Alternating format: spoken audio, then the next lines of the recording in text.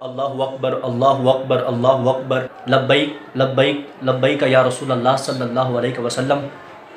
मोहतरम नाज़रीन व हाज़रीन, अल्लाह तबारक व तआला के फ़ज़ल व करम से मैं आपके सामने हाज़िर हूँ।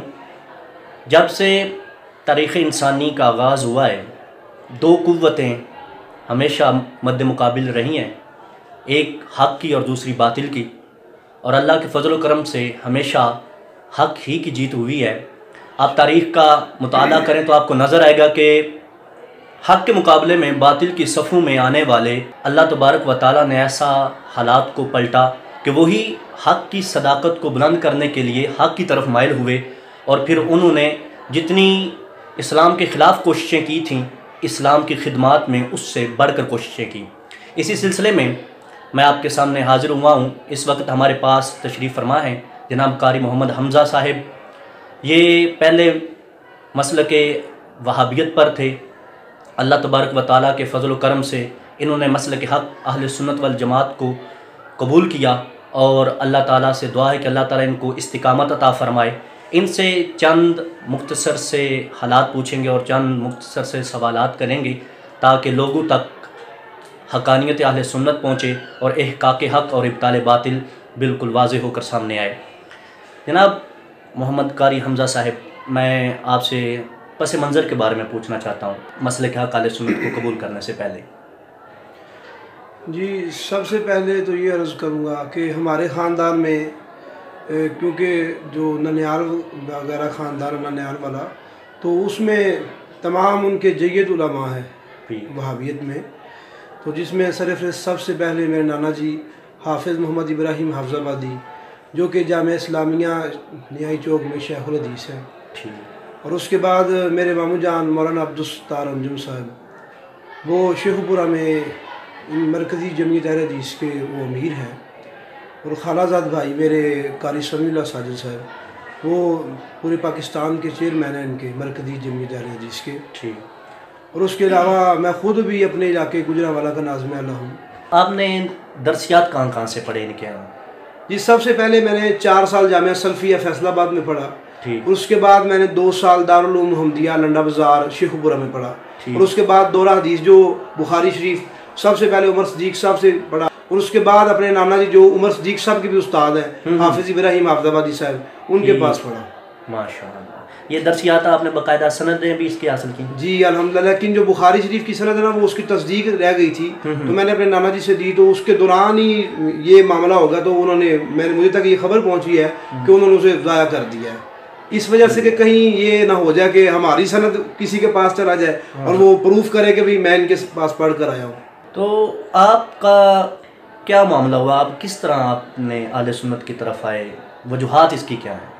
इस सबसे पहले पिछले साल रबीउल अव्वल शरीफ में जुमा शरीफ के खुतबा में मैंने ये बात कही कि अल्लाह ताला ने कुरान मजीद में फरमाया बिस्मिल्लाहिर्रहमानिर्रहीम फला व रब्बिका ला युमिनूना हत्ता युहक्किमूक। फरमाया महबूब हमें आपके रब की कसम है, इतनी देर तक कोई ईमान वाला नहीं हो सकता जब तक वो हर मसले में आपको अपना हाकिम तस्लीम ना करे। बेशक।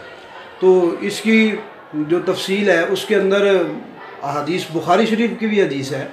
नबी करीम अलैहिस्सलातु वस्सलाम ने फरमाया अल्लाह ताला ने कोई नबी ऐसा ज़मीन पर नहीं भेजा जिसके 2 वज़ीर ना हो। 2 वज़ीर ज़मीन पर होते हैं, 2 वज़ीर आसमान पर होते हैं। और फरमाया मेरे 2 वज़ीर ज़मीन पर उनका नाम सिद्दीक़ व फ़ारूक है, और आसमान पर हज़रत जिब्राइल व मीकाईल।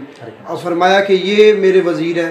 तो मैंने ये तशरीह की कि अल्लाह ताला ने महबूब अलैहिस्सलाम को, क्योंकि जिस तरह आपको तमाम अम्बिया में से आला मुकाम अता फरमाया, इस तरह आपकी बादशाहत भी सबसे आला है कि अल्लाह ताला ने आपको इतनी बड़ी बादशाहत अता फरमाई है कि आपके वज़ीर आसमान पर भी हैं और ज़मीन पर भी।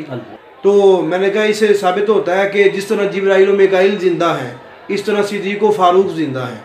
अगर ये वज़ीर ज़िंदा हो सकते हैं तो बादशाह क्यों नहीं ज़िंदा हो सकता?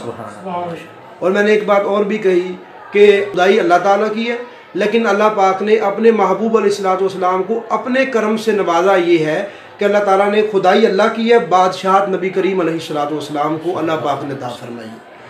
तो इसी वजह से कामों की मैं जो मैं पढ़ाता था, वो इसी वजह से मस्जिद में, क्योंकि वो कुछ अहबाब ऐसे थे जो मदरसे में पढ़े हुए थे, तो उन्होंने बहस तवील की और ये भी कहा कि आपने जो ये मसला बयान किया ये बरेलवियों वाला है। और उन्होंने मेरे नाना जी हाफिज इब्राहिम साहब के पास आकर शिकायत की, भाई आपके नवाज है तो उसने ये बात की है। तो मैंने उनसे कहा भी हदीस शरीफ में ये बात आती है, तो आप मुझे इससे क्यों रोक रहे हैं? हम खुद को अहले हदीस कहलाते हैं, तो अगर हम हदीस को ना माने तो फिर फ़ायदा क्या अहले हदीस होने का? तो उन्होंने कहा भाई ये हदीस बयान नहीं करनी चाहिए। अच्छा। मैंने कहा वो क्यों? हालांकि सनद के लिहाज से भी ठीक है, और इमाम बुखारी जिस पर आपका इतना ईमान है कि आप कहते हैं कि इनके अलावा कोई हदीस बयान करे, वो हमारे नज़दीक काबिल कबूल ही नहीं है। बिल्कुल। आप खुद उन्हें आइम्मा मुज्तहिदीन में कहते हैं कि उनकी बात बिल्कुल ठीक है, बुखारी शरीफ के ऊपर अंधाधुंध आप इत्माद करते हैं, हालांकि किसी हदीस में भी नहीं आया या किसी कुरान की आयत में भी नहीं आया कि कुरान के बाद बुखारी शरीफ का दर्जा है। ऐसे ही या किसी हदीस में सरकार ने फरमाया हो कि भाई बुखारी शरीफ वो किताब है जिसका दर्जा कुरान के बाद है, और या ये फरमाया हो कि बात माननी है तो सिर्फ बुखारी की माननी, किसी और की नहीं माननी। हाँ जी, ये बात तो किसी कहीं भी नहीं आई। तो मैंने कहा फिर सबसे बड़ी बात ये बिदअत हुई। तो हम दूसरों को कहते हैं कि भाई आप बिदात करते हैं, तो हमारे खुद मजहब में, हमारे अकीदे में खुद बिदात शामिल हो गई हैं। तो मैंने कहा अगर ये बात हदीस बयान नहीं करनी थी तो हमें फिर चाहिए था कि हमें हदीस ना गलवाते, वो यानी कि आए बाए शाये करना शुरू कर दिया। तो वहाँ से इब्तदा हुई मेरी यानी कि सर्च करने की। ठीक है। तो किबला मुफ्ती सामला नक्शबंदी साहब जामिया मदीनतुल इल्म आलम जो गुजरावाला में, आपके पास मैं गया। आपके पास जाकर मैंने काफ़ी यानी कि मसाइल के लिए तकरीबन पहले दिन तो 3 घंटे तकरीबन मेरी उनसे बहस मुबासा हुआ। तो उन्होंने मुझे मुख्तलिफ किताबों के बारे में बताया।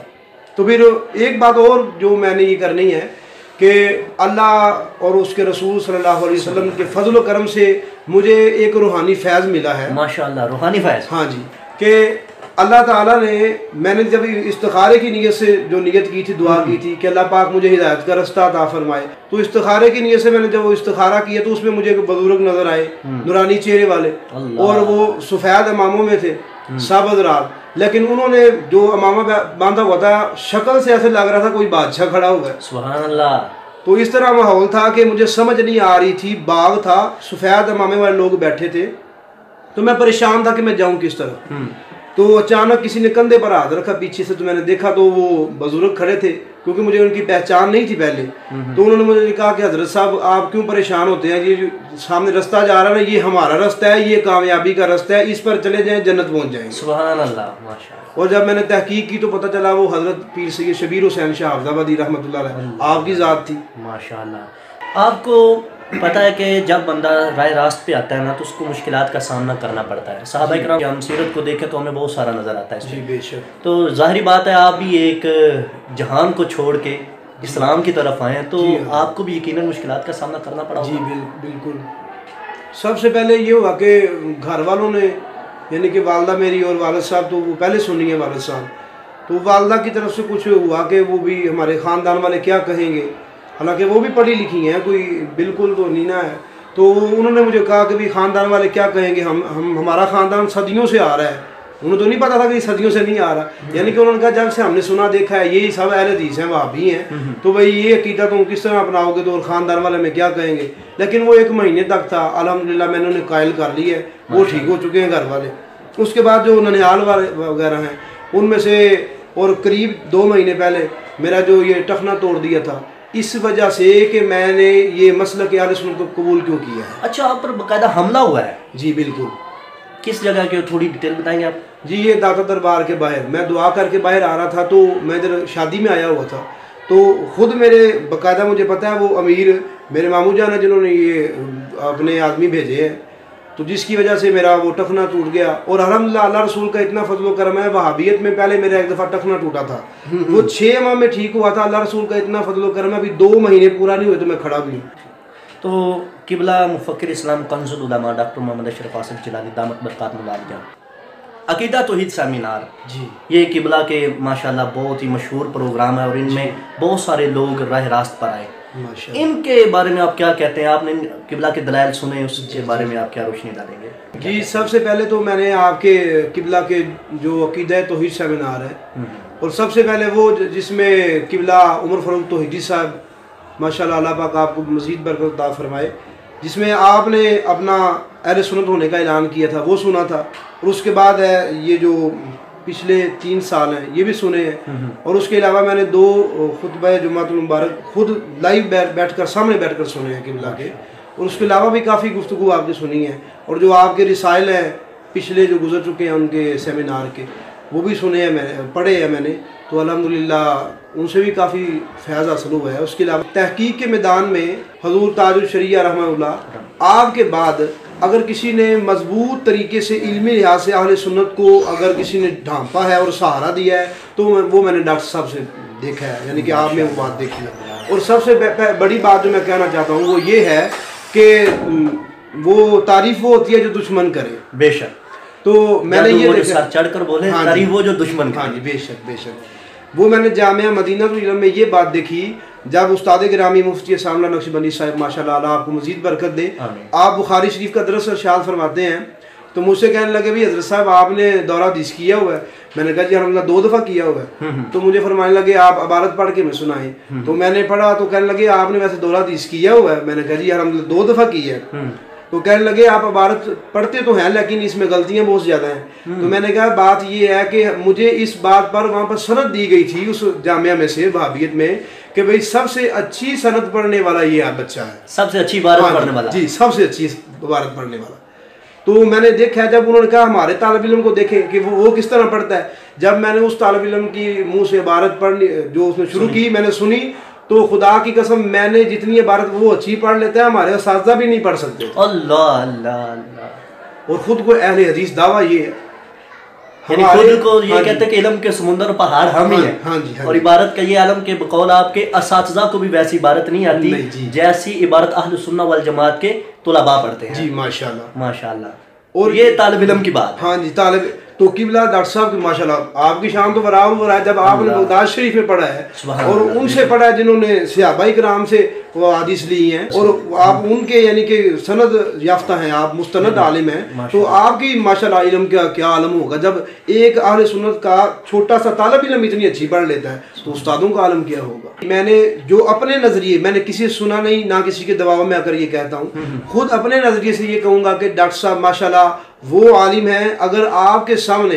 कोई बड़े से बड़ा भी बदअकीदा आदमी आ जाए ना, अगर वो जादूगर भी हो तो डॉक्टर साहब के इल्म के जादू से उसका अपना जादू टूट जाएगा इंशाअल्लाह। अल्लाह के फजल करम से हुजूर सल्लल्लाहु अलैहि वसल्लम की निगाह करम से ये मिला है आपको कि माशाल्लाह आपने इतना काम कर रहे हैं। मैं देख रहा हूँ, अभी मैंने जामिया देखा है माशाल्लाह, और बगैर किसी डॉलर किसी रियाल के बेशक माशाल्लाह बाहर से कोई इमदाद नहीं आती। तो आपने खुद पाकिस्तान में खुद को इस तरह मुस्तकम किया कि आपने इतने कम अरसे में और इतना 24 घंटे में आराम भी नहीं करते और आप इस तरह माशाल्लाह सरकार के दीन को फैला रहे हैं माशाल्लाह। और उम्मीद करता हूँ इंशाल्लाह मजीद भी आप इस तरह करते रहेंगे, अल्लाह आपको मजीद बरकत अता फरमाए। आमीन बिजाहि नबी आमीन।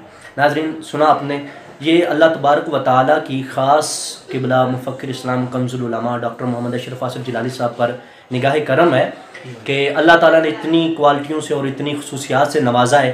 इस वक्त आपने गुफ्तगू सुनी हज़रत अल्लामा मौलाना मोहम्मद हमज़ा कारी साहब की, और आप देख लें कि अल्लाह तबारक व तआला हक़ को खुद बुलंद फरमाता है। और ये हमारे लिए काबिल फ़ख्र बात है कि एक होता है आम बंदा, जाहिल बंदा जिसने दरसियात और दीन को ज़्यादा नहीं पढ़ा होता, और एक होता है कि जिसने पढ़ा हो फिर 2-2 मरतबा दौरा किया हो। तो देख लें उनका दौरा छट गया और अल्लाह तबारक व तआला ने इनको सरकार सल्लल्लाहु अलैहि वसल्लम की ग़ुलामी का दौरा अता फरमा दिया है। मैं अल्लाह तबारक व तआला से दुआ करता हूँ कि अपनी मज़ीद रहमत के सदक़े हुज़ूर मुफ़क्किर इस्लाम कंज़ुल उलमा डॉक्टर मोहम्मद अशरफ आसिफ जिलानी को मज़ीद तरक्की अता फ़रमाए और आपके इल्म में, हिलम में, कारोबार में, माल में, जान में, इज़्ज़त में, आबरू में खैर बरकत का नुज़ूल फ़रमाए और अल्लामा साहब को मसलक हक़ अहले सुन्नत वल जमात पर इस्तिकामत अता फ़रमाए।